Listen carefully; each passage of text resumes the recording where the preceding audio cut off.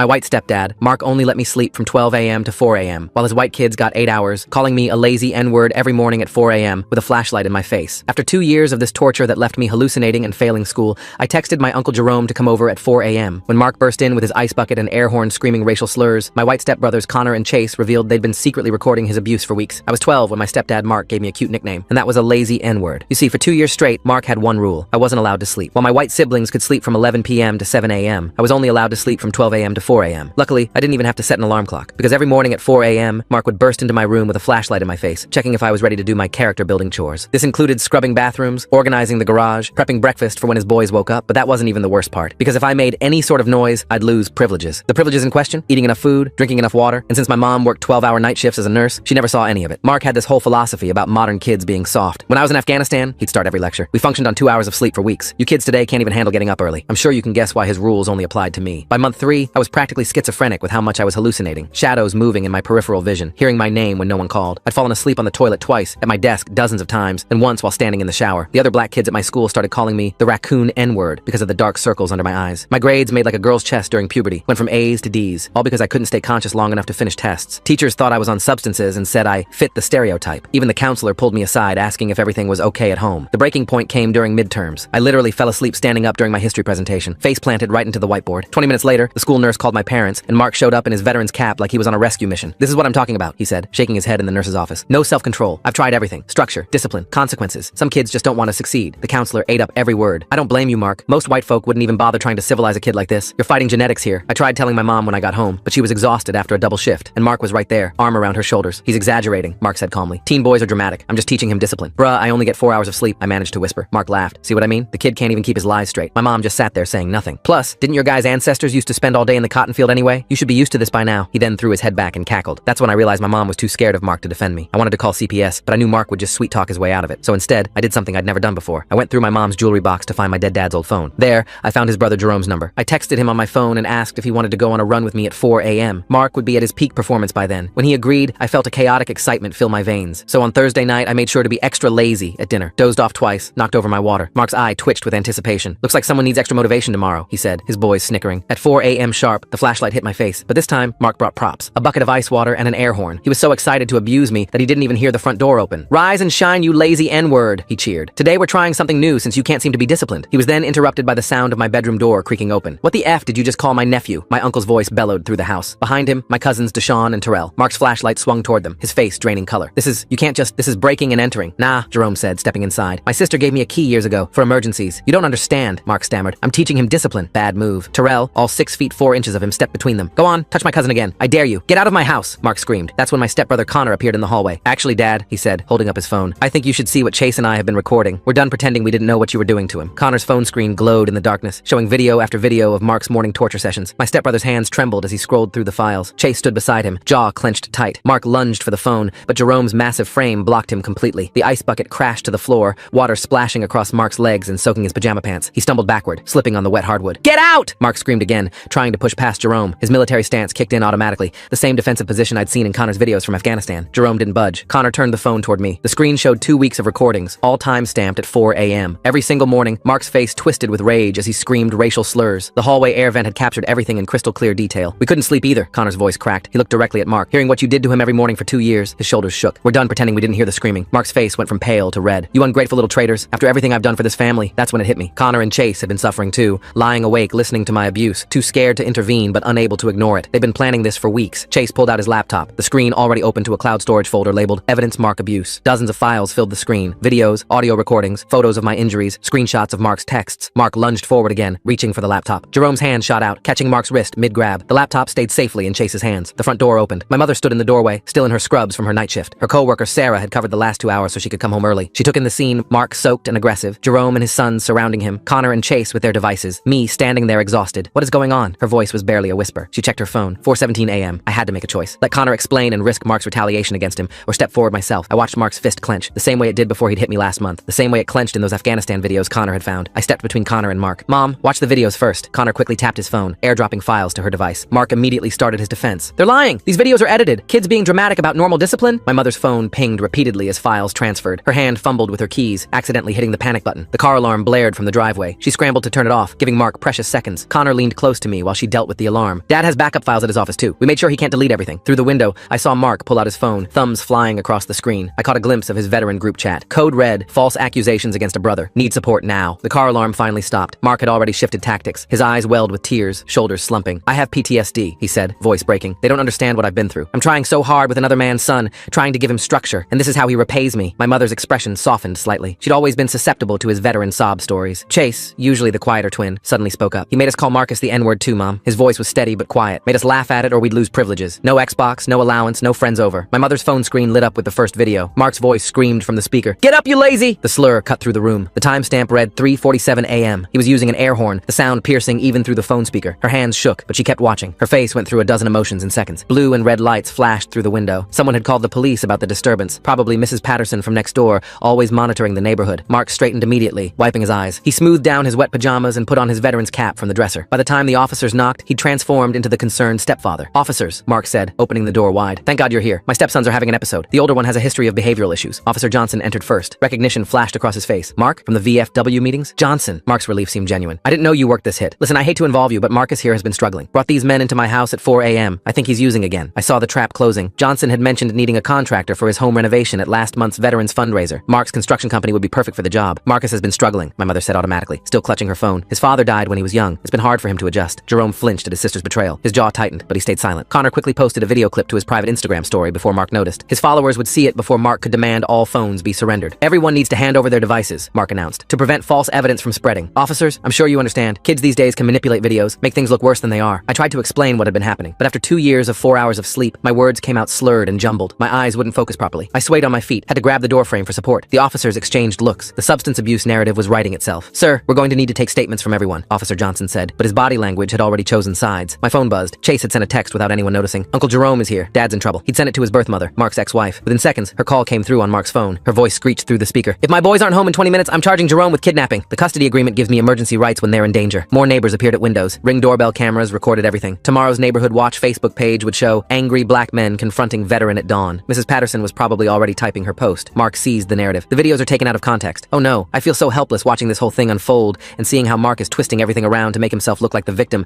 when these poor kids have been collecting evidence of his abuse for weeks. We have an agreed upon wake-up schedule for Marcus's ADHD management. The timestamp only shows the time, not the date. This could be from one bad morning months ago. My mother's best friend Catherine pulled up outside. She owned the restaurant Mark's company was renovating. She took one look at the police cars and stayed in her vehicle, clearly choosing neutrality. If we prove the 4 a.m. wake-ups, Officer Johnson said, it shows Marcus snuck his uncle into the house. That's premeditation. Makes this whole thing look like a planned ambush. Jerome's excitement from earlier had been caught on the Ring camera. His celebration of, we got him, would look like aggression toward a veteran. Connor locked eyes with me across the room. Despite everything closing in around us, his expression stayed calm. Whatever happens, he said clearly, we have everything backed up in places he'll never find. Mark's phone buzzed constantly now. His veteran support network was mobilizing. I recognized some of the names from his stories. They'd believe whatever version he told them. The room felt smaller with each passing second. My exhaustion made everything feel surreal, like I was watching someone else's life fall apart. 2 years of sleep deprivation had prepared me for this moment in the worst possible way. I looked credible as a troubled teen, while Mark appeared as the concerned stepfather trying his best with a difficult situation. But Connor and Chase stood firm. They'd chosen their side, and it wasn't their father's. Whatever happened next, we had evidence. We had truth. The question was whether anyone would believe it. Within 48 hours, Mark had joined Officer Johnson's veteran support group. I learned this from Connor, who overheard his father practicing his speech in the bathroom. Mark stood in front of the mirror, perfecting his broken voice as he rehearsed how his troubled stepson had orchestrated an attack on him. The worst part came when Connor heard Mark misquote my dead father's favorite saying about perseverance, twisting it into something about discipline and respect. Connor reported this to me during our supervised phone call. The court had granted temporary restrictions on all communication between household members pending investigation. Mark had convinced the judge that unsupervised contact could lead to witness tampering. Connor risked punishment just to warn me that Mark had already told Mom that if the twins testified against him, she'd never see them again. Their birth mother had full custody rights if Mark deemed the home unsafe. I spent hours searching through my old text messages, trying to build a timeline of the abuse. Instead, I found something that made my stomach drop. Before Mark's rules started, I'd sent jokes to friends about staying up gaming until 4 a.m. anyway. One message even said I only needed 4 hours of sleep to function. Mark's lawyer would paint me as a gaming addict who blamed his stepfather for self-imposed exhaustion. Chase had started telling the school counselor his own version of events. Without realizing it, he parroted Mark's programming perfectly. He described how I complained about everything, even when his dad tried to be nice. The counselor documented every word, creating an official record of my supposed ingratitude. The Ring doorbell footage from our neighbor's house became evidence against me. The camera had captured me stumbling to the mailbox at 4:15 a.m. during my morning chores, looking completely disoriented. Mark claimed this proved my sleepwalking issues, suggesting I'd imagined the forced wake-ups during episodes. The timestamp matched my chore schedule perfectly, but without context, I looked like a troubled teen wandering the neighborhood at night. The emergency custody hearing treated Connor's videos as a parental alienation attempt. Since Connor still lived with Mark, the judge questioned how he could gather evidence if he was truly afraid. The prosecutor suggested Connor had been manipulated by me to turn against his father. They painted a picture of a bitter stepson poisoning the relationship between a father and his biological children. Late one night, night at Jerome's apartment, I remembered the router password from Mark's forced 4 a.m. computer basics lessons. He'd made me memorize network configurations as part of my technical education. I logged in remotely and downloaded the browsing history before Mark could delete it. Hidden in the cache were his Google searches, sleep deprivation interrogation techniques, military compliance training, psychological breaking points. He'd researched exactly how to break me without leaving physical evidence. Connor posted a cryptic Instagram story before Mark confiscated his phone. The image showed a dark room with text reading that foster care would be better than this. His followers screenshotted it before deletion, but Mark's lawyer spun it as teenage dramatics. They suggested Connor was seeking attention through social media rather than genuinely crying for help. My mother's therapist was called to testify about my adjustment issues with the blended family. The confidentiality waiver for minor welfare meant every session where Mom had vented about my behavior became evidence. The therapist's notes painted me as resistant to Mark's authority, struggling with my father's death, and acting out against a step-parent who was trying his best. I attempted to gather more evidence by recording Mark at his favorite restaurant. I sat 2 tables away, phone hidden behind a menu. But Mark had developed a sixth sense for surveillance. He spotted the phone and loudly announced to the dining room that I was recording him again, that he couldn't even eat in peace without his stepson's harassment. The owner asked me to leave while other diners shook their heads at the troubled teen stalking his poor stepfather. School pickup became another battlefield. Mark had removed me from the authorized guardian list, leaving me stranded after basketball practice. I waited 3 hours before Jerome could leave work to get me. The school resource officer documented the incident as parental concern about my associations, noting that Mark worried about gang influences from my uncle's side of the family. Jerome's boss received an anonymous complaint about an employee whose custody drama was affecting workplace productivity. The letter detailed how Jerome's involvement in family court was causing disruptions. Jerome got written up and warned that another incident would mean termination. He had 3 kids of his own to feed, and Mark knew exactly where to apply pressure. Small violations of territory began appearing everywhere. Mark now drank from my father's favorite mug, the one with the faded Marines logo that Mom had kept separate for years. He'd moved his clothes to my father's side of the closet, his cologne mixed with the lingering scent on my dad's old pillow. Each change was too small to document but felt like deliberate erasure. Mark offered a deal through his lawyer. If I publicly apologized for lying and agreed to attend a therapeutic military school, he'd forgive everything. The school specialized in troubled teens who needed structure and discipline. Their website featured testimonials from reformed young men who credited the program with saving their lives. The subtext was clear: admit I was lying or disappear into a system designed to break rebellious spirits. I refused. Within hours, Mark's Facebook post about choosing hatred over healing family went viral in our community. He'd crafted the perfect narrative of a stepfather trying everything to connect with a bitter stepson who preferred destroying the family over accepting discipline. The comments filled with support for Mark and condemnation for ungrateful children who didn't appreciate good men stepping up. Connor's recordings revealed something I hadn't noticed in my exhaustion. Reviewing the files with Jerome's girlfriend, who worked as a nurse, we could see my physical deterioration over months. My speech patterns changed, my motor functions declined, my reaction times slowed. Connor had documented not just abuse, but the systematic destruction of my cognitive abilities. We discovered Mom had been keeping her own records, hidden in her work notebook, using medical abbreviations Mark couldn't understand. She documented my symptoms for 2 years: chronic fatigue, micro-sleep episodes, cognitive impairment, emotional dysregulation. She'd known exactly what was happening and created a medical record to protect herself legally while doing nothing to stop it. The evidence should have been damning, but context mattered. One video showed Mark attempting to connect with me through tough love before the sleep deprivation began. He tried teaching me woodworking, sharing military stories, including me in family activities. His lawyer would argue that extreme measures only came after normal parenting failed with a difficult child. Jerome faced an impossible choice when a second complaint arrived at his workplace. His supervisor made it clear one more incident meant termination. He had his own children to consider, child support to pay, rent to maintain. I watched him wrestle with the decision before he chose his job, but his girlfriend quietly funneled money to a lawyer through her account, keeping Jerome's support hidden from Mark's surveillance. I found myself adopting Mark's tactics without meaning to. During a supervised visit, I told Chase that his father never wanted him, only used the twins to hurt me. I watched Chase's face crumble and immediately hated myself. Mark had taught me how to weaponize words, and I'd learned the lesson too well. A chance encounter at the grocery store revealed more history. Connor's birth mother pretended not to recognize me until Mark left to check prices in another aisle. She quickly whispered about Mark's controlling behavior during their marriage, the financial manipulation, the isolation from family. She documented everything but lost custody anyway, when Mark's lawyer portrayed her as unstable. She slipped me a flash drive before Mark returned, evidence from their divorce that showed patterns. Court-ordered discovery revealed Mark's previous CPS investigation from his first marriage. The case had closed without action, but the reports showed familiar patterns. Early morning wake-ups for the older child, military-style discipline, complaints dismissed as cultural differences in parenting styles. The investigator had noted concerns, but found insufficient evidence for intervention. Mark's veteran friends rallied to his defense. They organized a mediation meeting, presenting it as neutral intervention,